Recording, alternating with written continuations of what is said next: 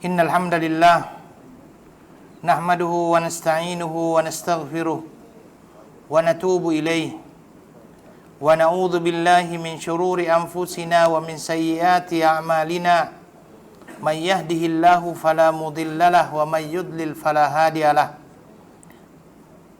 Ashhadu an la ilaha illallah wahdahu la syarikalah syahadatan tunji qailaha minan nar wa ashhadu anna Muhammadan abduhu wa rasuluh. Allahumma salli wa sallim ala nabiyyina Muhammadin wa ala alihi wa ashabihi wa man istanna bi sunnatihi ila yaumiddin, amma ba'd. Ayyuhal ikhwah wal akhwat, assalamu alaikum warahmatullahi wabarakatuh.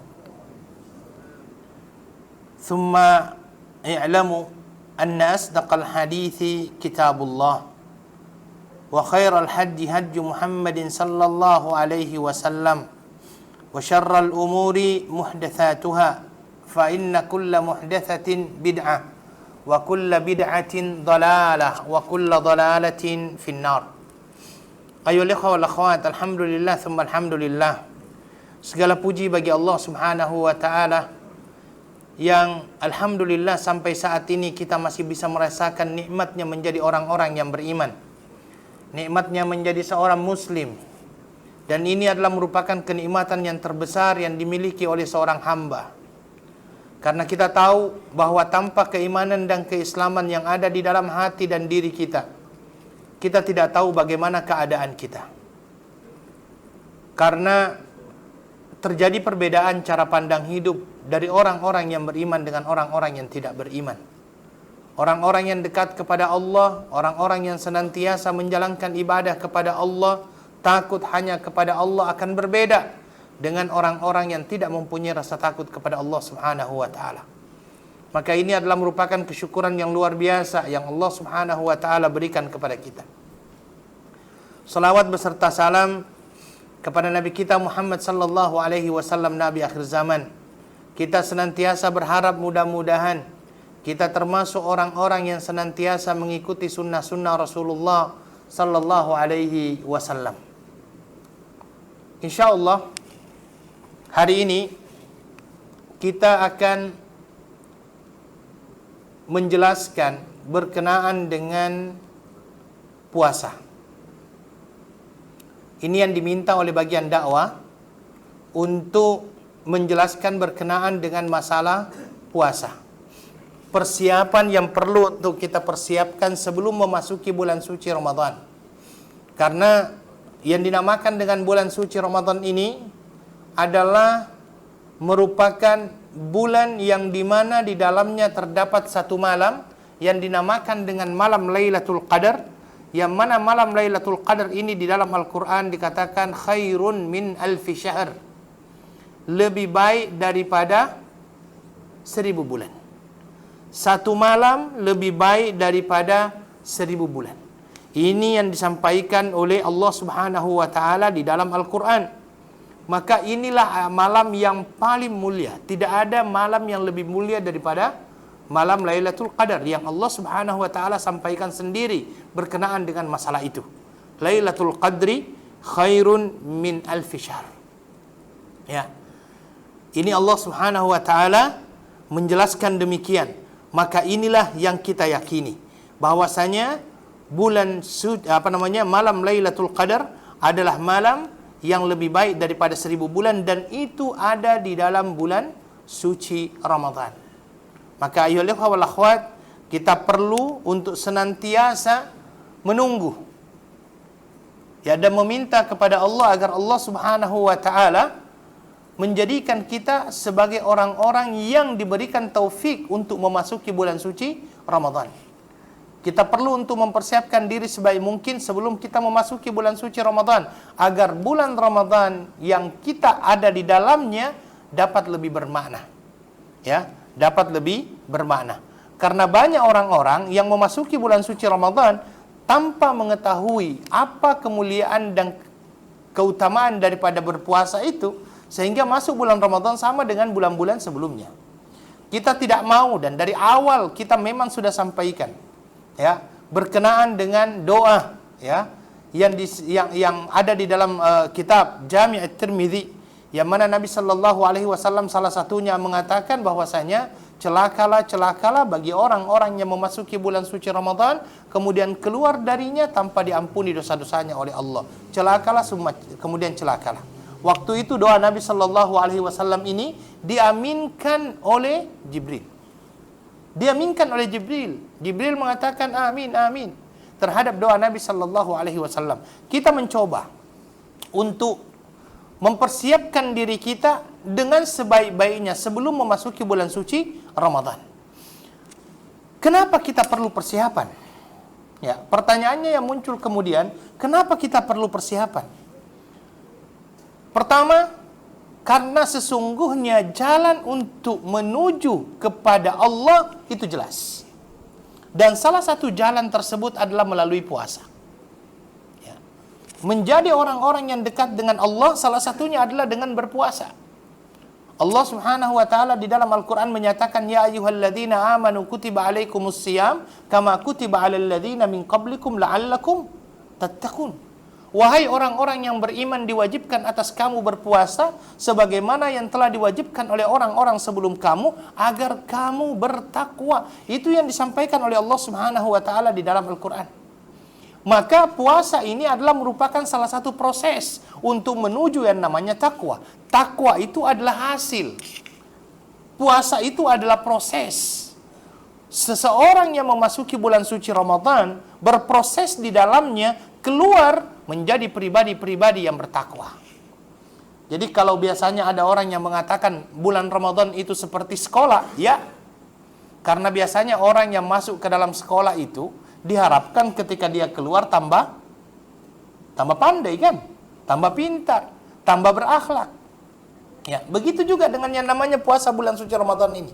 Orang-orang diharapkan ketika dia memasuki bulan suci Ramadan, kemudian setelah itu dia keluar dari bulan suci Ramadan ini dalam keadaan bertakwa. La'allakum tattaqun. Itu yang disampaikan oleh Allah Subhanahu wa taala di dalam Al-Qur'an.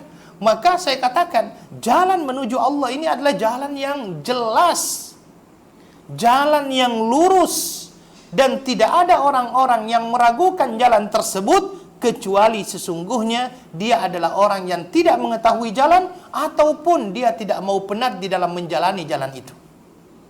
Hanya itu aja. Artinya orang-orang yang tidak mau berjalan di atas jalan yang lurus itu karena memang Allah Subhanahu wa taala menyatakan bahwasanya in wa anna hadza sirati mustaqim fattabi'uh. Ya, dan ini adalah jalanku. Yang Nabi Shallallahu alaihi wasallam sampaikan kepada umatnya, yang Allah menyuruh dia untuk sampaikan kepada umatnya. Ini adalah jalanku yang lurus, maka ikuti jalan ini. Maka jalan itu adalah jalan yang jelas sebenarnya. Maka tidak ada orang yang tidak mau berjalan di atas jalan itu, kecuali satu, dia tidak tahu jalan tersebut. Kemudian yang kedua, dia adalah orang-orang yang tidak mau penat untuk berjalan di atas jalan tersebut. Karena itulah perlu kiranya kita mengetahui, perlu bekal sebelum kita memasuki bulan suci Ramadan, agar ketika kita memasuki bulan suci Ramadan itu kita memasukinya dalam keadaan sangat bermakna. Ya. Jangan sampai kita memasuki bulan suci Ramadan seolah-olah bulan Ramadan itu sama dengan bulan-bulan sebelumnya. Tidak. Harus ada perbedaan. Dan ketika keluar dari bulan suci Ramadan harus ada perbedaan. Perlu persiapan. Dan kenapa perlu persiapan? Ya, agar kita bisa mengetahui betapa banyaknya keutamaan daripada bulan suci Ramadan itu dan betapa besarnya pahala yang dijanjikan oleh Allah Subhanahu wa taala berkenaan dengan bulan suci Ramadan ini dan berkenaan dengan pahala puasa. Ya. Dan orang-orang yang tidak mau bersiap untuk menyambut bulan suci Ramadan, saya khawatirnya kita semuanya akhirnya dimalaskan oleh Allah Subhanahu wa taala. Dimalaskan, wa na'udzubillahi min dzalik. Itulah di dalam Al-Qur'an surah At-Taubah Allah Subhanahu wa taala menjelaskan kepada kita, menceritakan kepada kita berkenaan dengan keadaan orang-orang munafik. Allah Subhanahu wa taala menyatakan di dalam Al-Qur'an, walau aradul khuruja la'addu lahu 'udda walakin karihallahum bi'atsahum fathabbatahum wa qila q'udu ma'al qa'idin.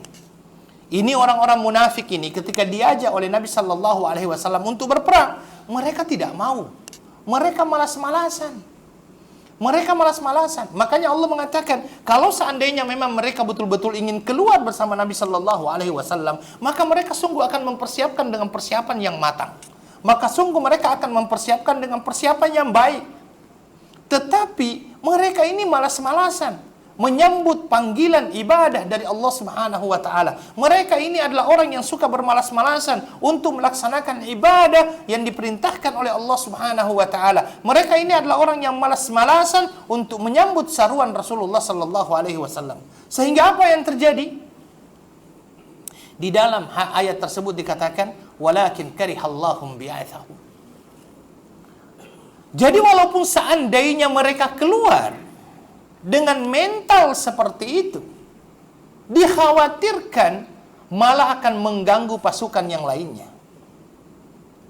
Kalau seandainya orang-orang munafik tersebut keluar dengan mental yang awalnya memang tidak siap, dia tidak mau mempersiapkan diri sebaik-baiknya, dia tidak mau bersiap sebenarnya, dia tidak mau menyambut seruan daripada Nabi Sallallahu Alaihi Wasallam, dia tidak mau sebenarnya, maka dia akhirnya bermalas-malasan.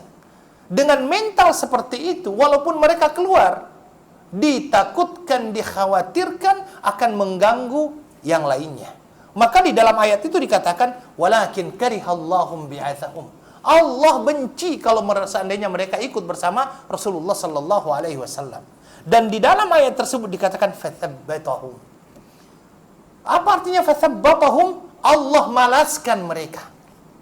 Allah malaskan mereka dan dikatakan kepada mereka, uq'udu ma'al qa'idin. Duduklah bersama orang-orang yang duduk. Ini yang kita takutkan.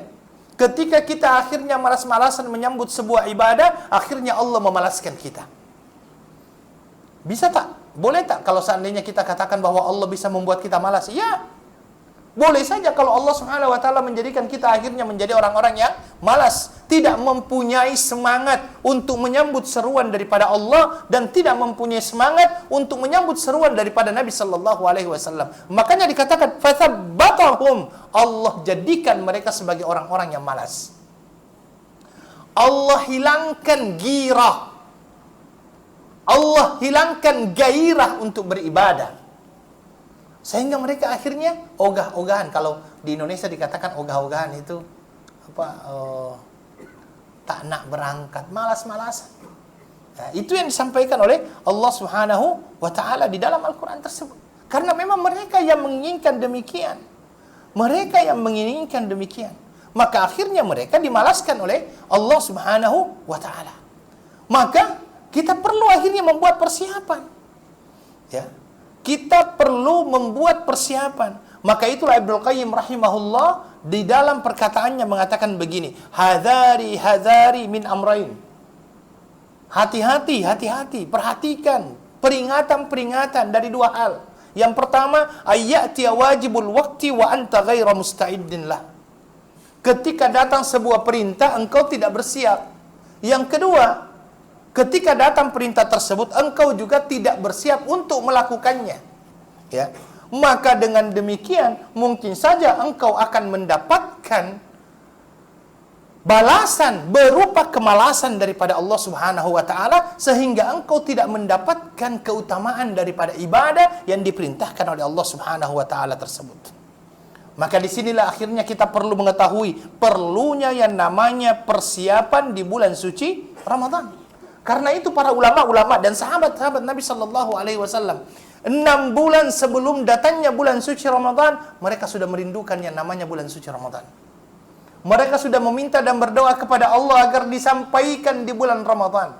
Karena begitu dia inginkan beribadah di bulan suci Ramadan, inginnya dia mendapatkan pahala puasa di bulan suci Ramadan. Maka inilah yang dilakukan para ulama. Inilah yang dilakukan oleh para sahabat Rasulullah sallallahu alaihi wasallam. Ya, inilah yang dilakukan oleh para sahabat Nabi sallallahu alaihi wasallam.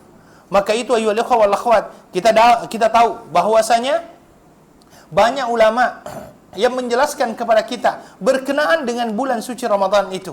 Bahkan Abu Bakar Al-Warraq Al-Balkhi itu pernah mengatakan syahrul Rajab syahrun lizzar'i wa Sya'ban syahrus sukti lizzar'i wa Ramadan syahru hasadin lizzar'i. Artinya apa? Yang dinamakan dengan bulan Rajab itu adalah bulan untuk menanam. Yang dinamakan dengan bulan Sya'ban itu adalah bulan untuk menyiram tanaman. Dan yang dinamakan dengan bulan Ramadan adalah bulan untuk mendapatkan hasil dari apa yang kita tanam.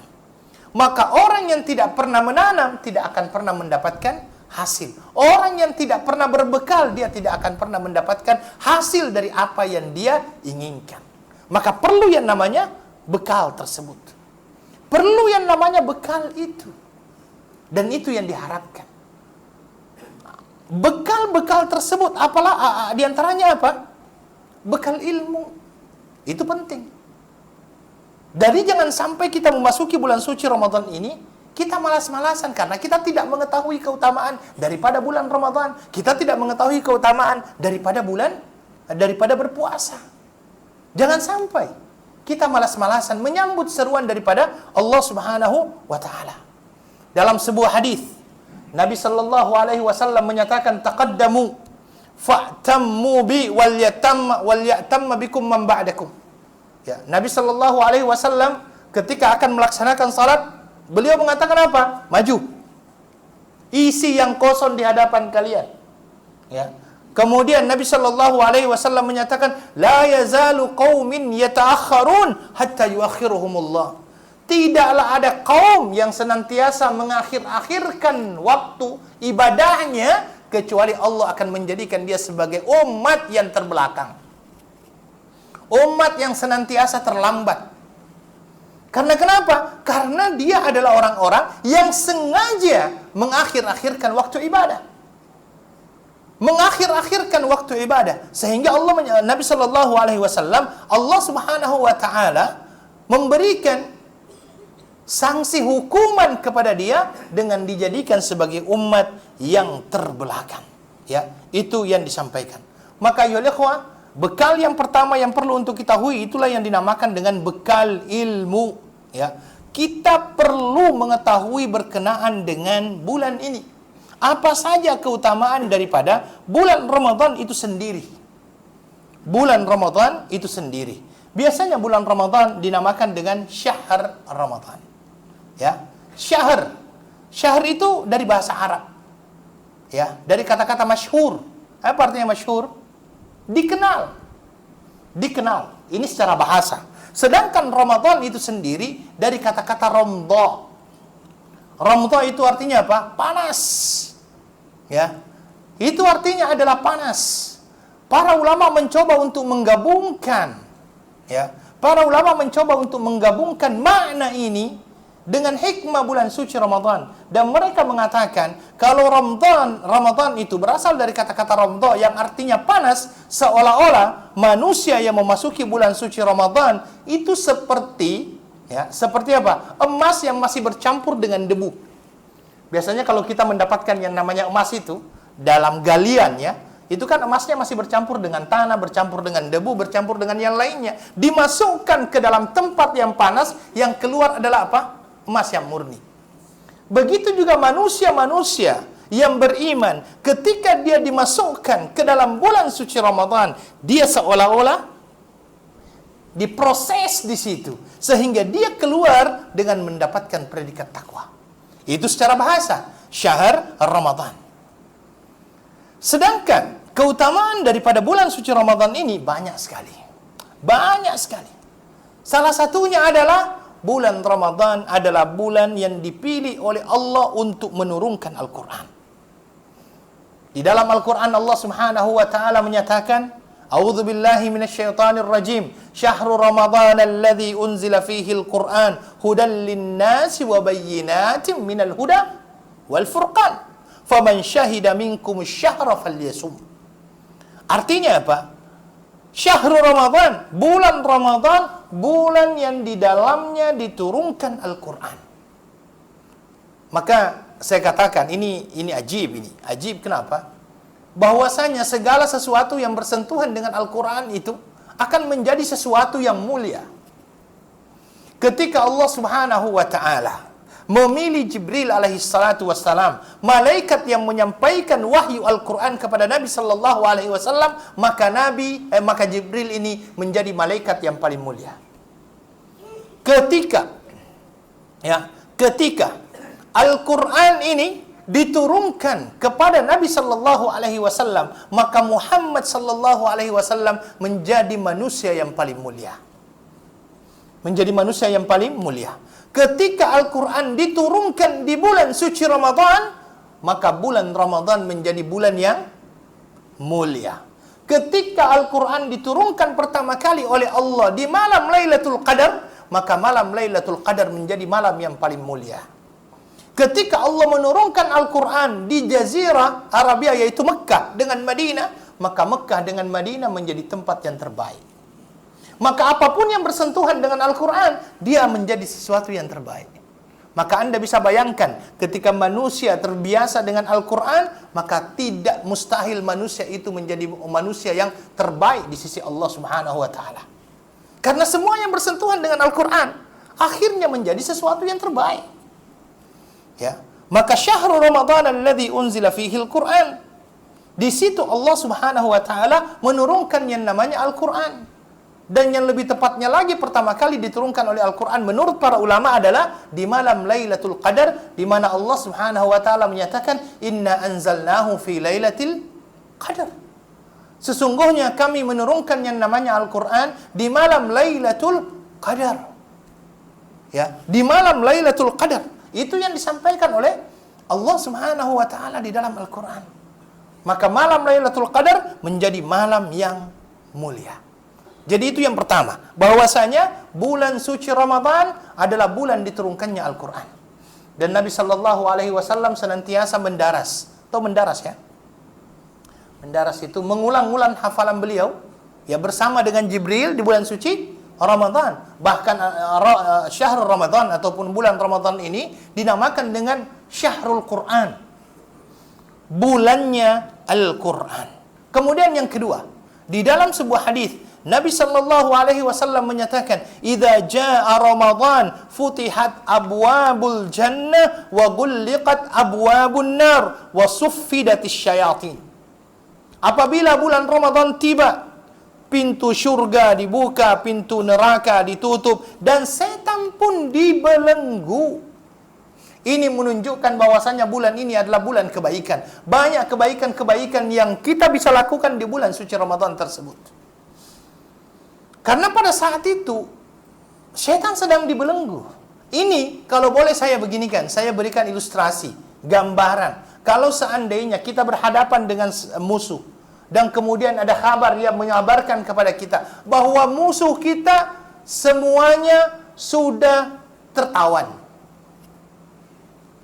Ya kan? Sudah tertawan. Dan di hadapan kita ada kesempatan untuk mengalahkan mereka. Kira-kira apa yang kita akan lakukan? Menyerangkah atau kita leha-leha? Tunggulah, kasihan. Mereka dalam keadaan terikat. Nanti aja lah kalau dia sudah terbebas baru kita serang. Saya kira yang terbaik, orang yang mempunyai akal yang baik, otomatis dia akan menyerang musuhnya pada waktu apa? Ketika musuhnya tersebut dalam keadaan terbelenggu. Sekarang dikatakan di bulan suci Ramadan itu setan dibelenggu. Setan dibelenggu. Itu kata Nabi sallallahu alaihi wasallam. Maka di situ pintu-pintu kebaikan dibuka oleh Allah Subhanahu wa Ta'ala. Maka di dalam sebuah hadis Nabi sallallahu alaihi wasallam memberikan peringatan kepada manusia. Apa kata Nabi? Ya bagil khairi aqbil wa ya bagil syarri aqsir. Apa maksudnya? Wahai, ini ekonya terlalu tinggi mungkin. Ekonya terlalu ini. Mungkin bisa diturunkan sedikit ekhonya. Di dalam hadis tersebut dikatakan, wahai perindu-perindu kebaikan, ambil kesempatan ini. Ambil, maju, ambil kesempatan ini. Ya bagil khair, pintu kebaikan dibuka lebar di hadapan kamu. Wahai pencari-pencari kebaikan, pergunakan kesempatan sebaik-baiknya. Wa ya bagi syarri aksir, sedangkan orang-orang yang mencari yang namanya kemaksiatan, henti. Itu yang disampaikan oleh Nabi sallallahu alaihi wasallam. Karena ini adalah bulan di mana di mana yang namanya pintu-pintu neraka ditutup oleh Allah Subhanahu wa taala. Dibelenggu, syaitan dibelenggu oleh Allah Subhanahu wa taala. Mungkin ada yang bertanya kepada saya, "Ustaz, tapi masih banyak juga orang yang melakukan kemaksiatan di bulan suci Ramadan." Saya bilang itu mungkin syaitan yang terlepas itu. Ya.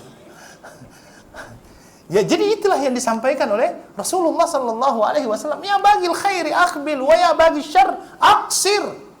Perindu-perindu kebaikan, pencari-pencari kebaikan, sambut bulan Ramadan ini. Sedangkan perindu-perindu kemaksiatan, pencari-pencari kemaksiatan, berhenti. Jangan lakukan kemaksiatan. Ini yang kedua. Yang ketiga, ya ikhwal akhwat, bahwasanya yang dinamakan dengan bulan suci Ramadan ini, seperti yang saya katakan di awal, di dalamnya ada sebuah malam yang lebih baik daripada 1000 bulan, yaitu malam Lailatul Qadar. Malam Lailatul Qadar ini adalah malam terakhir, 10 malam terakhir di bulan suci Ramadan. Ya. Di dalam Al-Quran dikatakan, "Inna anzalnahu fi lailatul qadar. Wa ma adraka ma lailatul qadar. Lailatul qadri khairum min alfi syahr. Tanazzalul malaikatu warruhu fiha biidzni rabbihim min kulli amr. Salamun hiya hatta matla'il fajr." Ini yang disampaikan oleh Allah Subhanahu wa taala. Maka Anda bisa bayangkan, menurut hitungan kita 1000 bulan itu berapa tahun? 83 tahun. 83 tahun. Umur kita berapa sih? Nabi sallallahu alaihi wasallam menyatakan, "A'maru ummati baina as-sittin ila as-sab'in." Umur umatku itu ya antara 60 70. Setelah 70 itu ya bonus sebenarnya itu dari Allah Subhanahu wa taala. Diminta hati-hati, taubat cepat-cepat. Anda bisa bayangkan sebenarnya, kalau seandainya satu malam kita beribadah di dalamnya itu disamakan dengan 83 bulan. Kalau seandainya Anda beribadah 10 tahun berturut-turut, dan di dalam 10 tahun itu Anda beribadah di malam Lailatul Qadar, berarti 830 tahun. Itu kalau 10 tahun saja, 830 tahun. Itu kalau 10 tahun saja. Kalau yang 20 tahun, yang 30 tahun, yang 40 tahun, atau bahkan yang 50 tahun. Tetapi perlu untuk saya ingatkan di sini, walaupun seperti itu, jangan pernah menjadi hamba Lailatul Qadar. Bagaimana maksudnya hamba Lailatul Qadar? Hanya mau beribadah di malam Lailatul Qadar. Malam-malam ganjil saja, dia paling semangat pergi ke masjid. Malam ini malam Lailatul Qadar. Malam 21 harus sholat di masjid ini. Besok 22 tak muncul di masjid. Kenapa tak muncul? Bukan malam Lailatul Qadar. Wah, ini ceritanya pemburu malam Lailatul Qadar. Tapi bukan begitu caranya. Ya, karena malam Lailatul Qadar betul dikatakan sebagai malam ganjil. Tetapi bukan berarti kita hanya beribadah di malam Lailatul Qadar saja. Kita perlu untuk memaksimalkan ibadah di bulan Ramadan tersebut, dan khususnya di 10 malam terakhir. Ya, di 10 malam terakhir. Kemudian ayyuhal ikhwah wal akhwat, di bulan suci Ramadan kata Nabi sallallahu alaihi wasallam, setiap harinya Allah Subhanahu wa taala akan membebaskan beberapa orang dari api neraka. Setiap hari. Di dalam hadis dikatakan, "Inna lillahi fi kulli yaum utaqa minan nar fi syahri Ramadan." Sesungguhnya di bulan suci Ramadan Allah akan membebaskan beberapa orang daripada api neraka setiap hari di bulan suci Ramadan. Ya. Wa inna likulli muslimin da'watun yad'u biha fayastajibu lah, dan setiap muslim itu mempunyai doa yang mana ketika dia berdoa Allah akan mengabulkan doanya, dan itu di bulan suci Ramadan. Mudah-mudahan kita termasuk salah satu orang yang akan dibebaskan oleh Allah dari api neraka. Karena di dalam hadis tersebut dikatakan, "Innalillahi utaqa minan nar." Allah akan membebaskan beberapa orang daripada api neraka di setiap hari di bulan suci Ramadan. Di bulan suci Ramadan. Hanya terjadi di bulan suci Ramadan. Maka perlu kita tahu betapa besarnya keutamaan di dalam bulan Ramadan ini. Mari kita maksimalkan ibadah di dalamnya dengan semaksimal mungkin. Agar akhirnya kita beribadah kepada Allah dengan semangat untuk meraih ampunan daripada Allah Subhanahu wa taala. Baik, ayolah wal akhwat. Saya katakan tadi bahwasanya kita perlu bekal memasuki bulan suci Ramadan, dan saya katakan bekal pertama tadi adalah bekal ilmu. Kenapa bekal ilmu? Pertama, Al-Imam Al-Bukhari mengatakan di dalam sahihnya, bab al-ilmu qabla al-qawli wal amal, bahwa sebenarnya kita perlu ada ilmu sebelum kita berkata-kata dan sebelum kita berbuat. Apapun ibadah yang kita akan lakukan, mulailah dengan ilmu.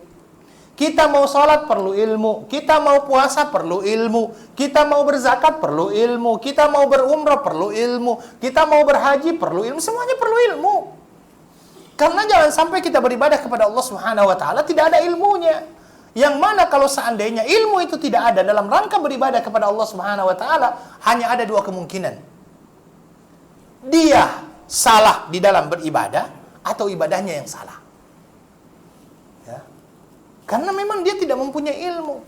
Akhirnya yang awalnya dikatakan sunnah padahal bid'ah, yang bid'ah dikatakan sunnah. Karena kenapa? Itu tadi. Tidak ada ilmunya di dalam beribadah kepada Allah Subhanahu wa taala. Makanya dia perlu ilmu untuk beribadah. Perlu ilmu untuk beribadah kepada Allah Subhanahu wa taala. Dan kalau seandainya kita berkata, ilmu di dalam Islam itu apa? Ilmu di dalam Islam itu ma qala Allah wa ma qala Rasul. Apa yang disampaikan oleh Allah dan apa yang disampaikan oleh Rasul. Itulah ilmu. Itulah ilmu. Maka kalau seandainya kita mau mengatakan ilmu itu apa? Itu tadi, maqala Allah wa maqala Rasul. Maka kembalikan kepada Allah dan Rasulnya ketika kita akan beribadah. Yang kedua, bekal yang kedua itu adalah bekal takwa, bekal hati yang bersih, bekal taubat. Kenapa perlu hati yang bersih? Karena hanya orang-orang yang dengan hati yang bersih, suci, ikhlas, yang tidak akan pernah merasakan beratnya satu ibadah. Tidak akan pernah merasakan beratnya satu ibadah. Kenapa dia tidak merasakan beratnya satu ibadah? Karena dia adalah orang-orang yang mempunyai hati yang suci dan bersih. Selama hati itu kotor, selama hati itu ada penyakit, selama itu dia merasakan beratnya ibadah. Karena pada hakikatnya, ibadah itu bukan sekedar melepaskan kewajiban. Tidak. Yang namanya ibadah di dalam Islam itu bukan hanya sekedar melepaskan kewajiban, tidak. Tetapi ibadah di dalam Islam adalah keuntungan. Ibadah di dalam Islam itu keuntungan. Saya mau bertanya, ada tidak ibadah di dalam Islam yang diperintahkan oleh Allah kecuali Allah akan menyatakan bahwa itu ada pahalanya? Ada ibadah yang tidak ada pahalanya? Tidak ada. Semuanya ada pahalanya. Tidak ada satupun ibadah di dalam Islam yang tidak ada pahalanya. Makanya saya katakan, ibadah di dalam Islam itu adalah keuntungan. Keuntungan. Orang yang mencoba untuk mencari keuntungan akhirat, cari dalam ibadah. Karena di dalam ibadah itu banyak sekali keuntungan. Membaca Al-Quran saja dikatakan apa? Man qara'a harfan minal Qur'ani falahu hasanah wal hasanatu bi asyri amsalha la aqulu alif lam mim harfun walakin alifun harfun wa lamun harfun wa mimun harfun. Itu kata Nabi. Orang yang membaca alif lam satu huruf dalam Al-Qur'an, dia akan mendapatkan kebaikan yang akan dilipat gandakan menjadi 10 kebaikan. Saya tidak katakan alif lam mim itu satu huruf, tetapi alifnya satu huruf, lamnya satu huruf, mimnya satu huruf. Sehingga ketika ada orang yang membaca a'udzubillahi minasyaitonirrajim, mulailah bismillahirrahmanirrahim. Bismillahirrahmanirrahim itu sendiri ada 19 huruf. Kemudian dia mulakan alif lam mim 3 huruf. Berarti 190 tambah 30 sudah 220.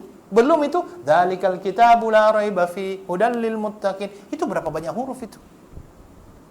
Tidak ada satupun ibadah di dalam Islam kecuali Allah menjanjikan adanya pahala yang besar di dalam ibadah tersebut. Tak terkecuali dengan puasa. Bahkan begitu istimewanya puasa, apa kata Allah? As-sawmu li wa ana ajzi bih. Ya, di dalam hadis itu dikatakan kullu amal ibni adam lahu illa as-sawm fa innahu li wa ana ajzi bih. Semua perbuatan anak Adam itu adalah untuknya kecuali puasa. Sesungguhnya itu untukku. Ya, itu untukku dan sayalah yang akan memberikan ganjaran langsung kepadanya. Bukan berarti bahwa Allah Subhanahu wa taala memerlukan puasa kita. Walaupun kita semuanya tidak ada yang berpuasa, Allah tetap Allah. Ya. Tetapi maksud daripada ayat ataupun hadis tersebut, hadis qudsi namanya itu ya. Hadis tersebut apa? Bahwa pada hari kiamat nanti amalan-amalan ibadah seseorang itu akan diberikan, akan ditransfer kepada orang lain. Boleh ditransfer kepada orang lain. Maksudnya bagaimana? Kalau kita mencoba untuk membaca hadis yang berkenaan dengan hadisul muflis, hadis orang-orang yang bankrupt, itu dikatakan oleh Nabi sallallahu alaihi wasallam bahwasanya ya'ti yaumal qiyamati bisyamin wa zakatin wa sadaqatin. Nanti ada orang yang datang menghadap kepada Allah Subhanahu wa taala penuh dengan pahala. Pahala apa saja? Salatnya, puasanya, zakatnya. Oh, Masya Allah, macam-macam pahalanya. Tetapi ketika akhirnya di hadapan Allah, ada orang-orang yang kiu. Orang yang kiu ini untuk apa? Meminta pertanggungjawaban orang ini. Ya Rob, orang ini pernah menzalimi saya di dunia. Saya minta hari ini. Kata Allah, ambil kebaikannya berikan kepada orang yang telah dia zalimi. Ya Rob, orang ini pernah menggibahi saya di dunia. Saya minta hari ini pertanggungjawabannya. Kata Allah, ambil kebaikannya berikan kepada orang yang dia gibahi. Ya Rob, orang ini pernah mengambil uangku. Ambil kebaikannya berikan kepada orang yang telah dia ambil uangnya. Begitu seterusnya. Sampai akhirnya habis. Pahalanya ini habis. Tetapi ada pahala yang tidak bisa dibagi. Pahala yang tidak bisa dibagi itu yang mana? Pahala puasa. Itulah makna wa ana ajzi bih menurut para ulama. Dia tidak bisa bagi. Allah sendiri yang akan memberikan pahala kepadanya. Makanya saya katakan tadi, yang dinamakan dengan puasa ini perlu untuk kita betul-betul memahami. Ya, karena hanya orang-orang yang ikhlas, hatinya bersih, yang tidak merasakan beratnya berpuasa. Ya, beratnya berpuasa. Sedangkan orang-orang yang di dalam hatinya ada kesulitan, itu pasti ada penyakit dalam hatinya, pasti dia akan merasa berat. Dan saya katakan tadi, ibadah itu bukan hanya sekedar melepaskan tanggung jawab, tapi ibadah di dalam Islam itu apa? Keuntungan. Kemudian, ibadah di dalam Islam itu adalah kenikmatan. Ya, ibadah di dalam Islam itu adalah kenikmatan. Maka kalau seandainya ada orang yang tidak bisa menikmati ibadahnya, ada yang salah. Ada yang salah. Kenapa? Persis kalau saya begini. Orang yang sehat, kemudian dia mempunyai misalnya makanan favorit. Dia ditanya, apa makanan favorit kamu? Dia bilang, soto ayam. Ya, soto ayam itu adalah makanan favorit dia. Ketika Allah memberikan dia sakit, diberikan soto ayam di hadapannya, apa yang dia katakan? Tak sedap lah, tak enak lah. Kenapa tak sedap, tak enak? Karena itu tadi. Apa yang menyebabkannya? Ada penyakit dalam diri dia. Sehingga dia tidak merasakan kenikmatan yang Allah berikan kepadanya. Begitu juga dengan yang namanya ibadah. Yang namanya ibadah itu adalah sebuah kenikmatan. Kalau seandainya, ya, ini ya. Kalau seandainya ada orang yang tidak bisa merasakan kenikmatan beribadah kepada Allah, ada yang sakit. Apanya kira-kira yang sakit? Hatinya yang sakit. Hati sakit sehingga dia tidak bisa merasakan nikmatnya untuk beribadah. Maka itu tadi, bahwasanya ketika kita memasuki bulan suci Ramadan itu perlu bekal ilmu, perlu bekal hati yang bersih. Mohon ampunan kepada Allah, istighfar kepada Allah, agar Allah mengampuni diri kita, mengampuni kita, sehingga kita memasuki bulan suci Ramadan ini dengan hati yang bersih, sehingga ada yang namanya kerinduan. Ingat, Ibadah di dalam Islam itu mempunyai 3 pilar. Ibadah di dalam Islam itu mempunyai 3 pilar. Pilar yang pertama dinamakan dengan al-hub. Al-hub itu artinya apa? Cinta. Ibadah di dalam Islam itu didasari atas dasar cinta. Cinta kepada Allah, sehingga dia mau beribadah karena adanya kecintaan kepada Allah Subhanahu wa taala. Ya. Makanya di dalam Al-Qur'an dikatakan, "Wa minan nasi may yattakhidhu min dunillahi andadan yuhibbunahu ka hubbillah walladzina amanu ashaddu hubban lillah." Ya. Ada di antara manusia yang membuat tandingan-tandingan untuk Allah, dia mencintainya seperti dia mencintai Allah. Tetapi orang-orang yang beriman, cintanya kepada Allah sangat dalam. Cinta kita kepada Allah ini yang melahirkan akhirnya ketaatan dan ketundukan. Apapun yang diberikan oleh Allah kepada kita dalam bentuk syariat, kita laksanakan dengan penuh senang hati. Karena itu tadi, bahwa ibadah di dalam Islam itu harus didasari dengan rasa cinta. Ini pilar yang pertama dalam beribadah. Pilar yang kedua di dalam beribadah adalah apa? Khauf. Apa itu khauf? Takut. Takut, khawatir. Ya, takut, khawatir. Takut, khawatir ini maksudnya bagaimana? Jangan sampai ibadah yang kita lakukan itu tidak diterima oleh Allah Subhanahu wa taala.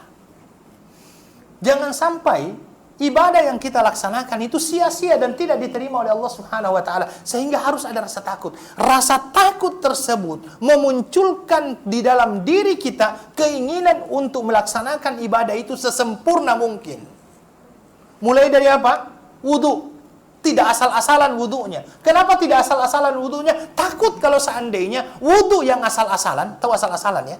Asal jadi begitu, yang pada akhirnya dipakai untuk melaksanakan sholat, sholatnya tidak sah. Sholat tidak sah, apa yang terjadi? Tidak diterima. Ya, tidak diterima.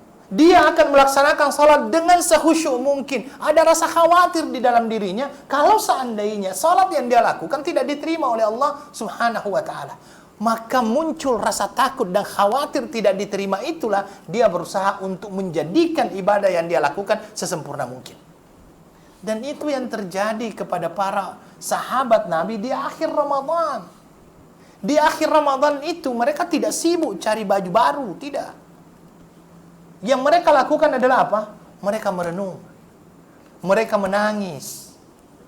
Mereka menangis. Umar bin Khattab radhiyallahu an itu di akhir Ramadan dia merenung, dia menangis. Dia takut, dia khawatir kalau seandainya ibadah yang dia lakukan 1 bulan penuh itu ternyata tidak diterima oleh Allah Subhanahu wa taala dan sia-sia. Karena bukan tidak ada peringatan dari Nabi. Nabi sudah memberi peringatan kepada kita.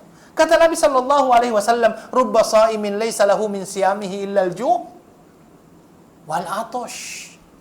Berapa banyak orang-orang yang berpuasa, dia tidak mendapatkan dari puasanya apa? Kecuali rasa lapar dan haus sahaja. Karena kenapa?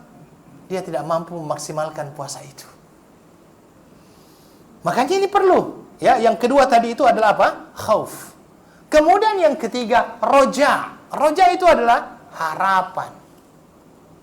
Harapan bahwa Allah akan menerima apa yang kita lakukan. Kalau seandainya kita sudah sempurna melaksanakannya, ada harapan bahwasanya itu diterima oleh Allah Subhanahu wa taala. Ketiga-tiganya harus seimbang.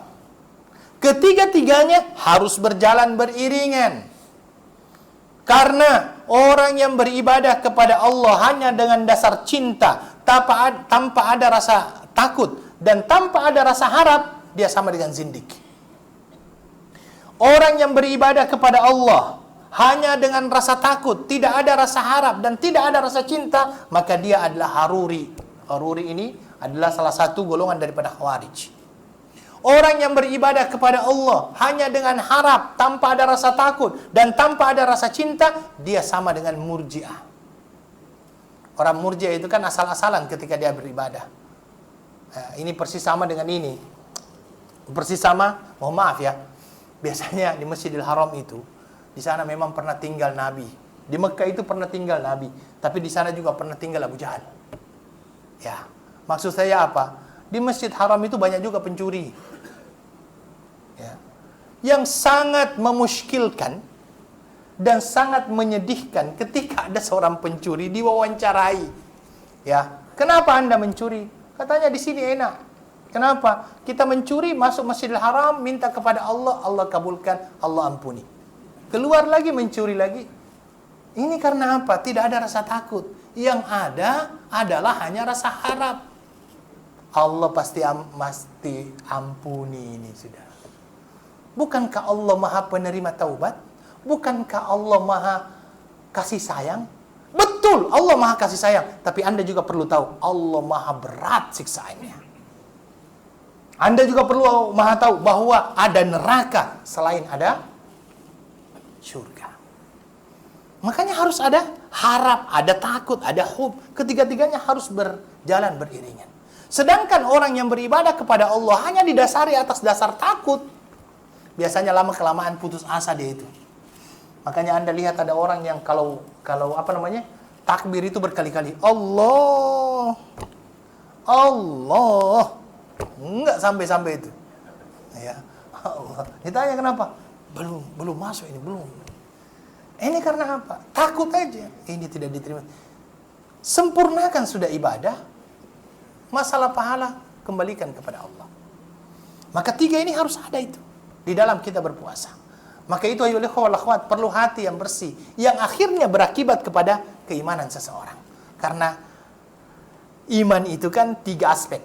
Qaulun bil lisan wa iqrarun bil qalbi wa amalun bil jawarih. Yang dinamakan dengan iman itu lisan baik, hati juga oke, amalan juga baik. Itulah iman. Dan kalau Anda lihat ya, kalau seandainya kita lihat puasa itu selalu dikaitkan dengan iman. Qiyamul lail juga dikaitkan dengan masalah iman. Man shoma ramadhana imanan wa ihtisaban ghufira lahu ma taqaddama min dhanbi.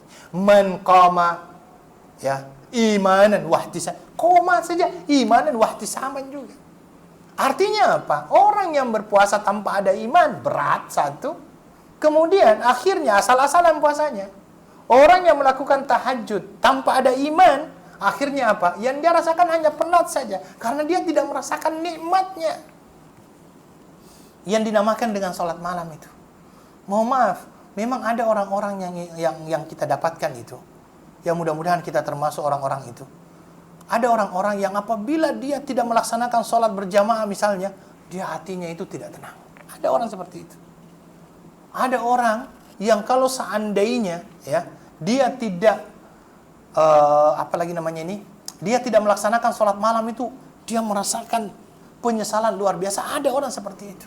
Itu karena apa? Dia sudah merasakan nikmatnya yang namanya qiyamul lail. Dia merasakan nikmatnya yang namanya berpuasa. Yang mudah-mudahan kita berproses menuju ke sana. Ya, kita berproses menuju ke sana dan mudah-mudahan kita termasuk orang-orang seperti itu yang merasakan kenikmatan ketika kita melaksanakan yang namanya ibadah, termasuk puasa. Ini kita belum masuk masalah puasa ya. Masuk mukaddimahnya ini. Masih mukaddimahnya. Termasuk dalam masalah ibadah ini. Maka dari itu ayo wal akhwat. Puasa ini adalah sesuatu sarana untuk mendekatkan diri kepada Allah Subhanahu wa taala. Maka perlu bekal ilmu. Sekarang mari kita masuk kepada penjelasan berkenaan dengan masalah puasa. Puasa itu berasal bukan bahasa Arab puasa itu ya. Jadi puasa itu bukan bahasa Arab. Saya kira pun bukan bahasa Melayu. Ada tak asal katanya puasa itu dalam bahasa Melayu? Kalau Anda lihat bukan bahasa Melayu itu puasa itu. Puasa itu bahasa Sanskerta. Apa namanya? Sanskrit ya. Sanskrit. Puasa. Ya, itu bahasa Melayunya kan sama dengan sembahyang. Sembahyang kan bukan bahasa Melayu juga kan? Sembahyang itu bukan bahasa Melayu. Ya, dia juga bahasa Sanskerta juga. Banyak juga bahasa-bahasa Sanskerta yang masuk. Puasa di dalam bahasa Arabnya itu adalah soma. Soma yasumu sauman wasiyaman. Soma yasumu sauman wasiyaman. Makanya di dalam Al-Quran dikatakan ya ayyuhalladzina amanu kutiba alaikumus syiyam. Wahai orang-orang yang beriman diwajibkan atas kamu berpuasa. Ya, di dalam ayat Al-Quran juga dikatakan inni nadartu lirrahmani sauman walan ukallimal yawma insiya. pada hari ini saya bernazar untuk menahan. Ya, maka arti secara bahasa soma yasumu sauman wasiyaman itu artinya adalah menahan. Menahan diri. Makanya secara syariat ataupun secara terminologinya, secara syariatnya, istilahnya, yang dinamakan dengan saum ataupun puasa itu adalah apa? Menahan diri dari perkara-perkara yang membatalkan puasa sejak terbitnya fajar sampai terbenamnya matahari disertai niat. Itu puasa. Jadi kalau seandainya ada orang yang berkata, Ustadz, apa itu puasa? Menahan diri dari perkara-perkara yang membatalkan puasa sejak terbitnya fajar sampai terbenamnya matahari disertai niat. Niat untuk apa? Niat karena Allah Subhanahu wa taala. Adapun niat-niat yang lainnya, maka dia dinamakan puasa tapi tidak berpahala. Ya, kalau ada orang yang berpuasa karena ingin diet, nah itu dia dapat dietnya tapi tidak dapat pahalanya. Ya. Pahalanya. Seperti itu. Karena harus disertai dengan niat. Dasar hukumnya kita sudah jelas. Bahwasanya di dalam Al-Qur'an dijelaskan, di dalam hadis Nabi sallallahu alaihi wasallam pernah menyatakan Buniyal Islam ala khamsin. Ya, Islam ini dibangun atas 5 dasar. Bismillah.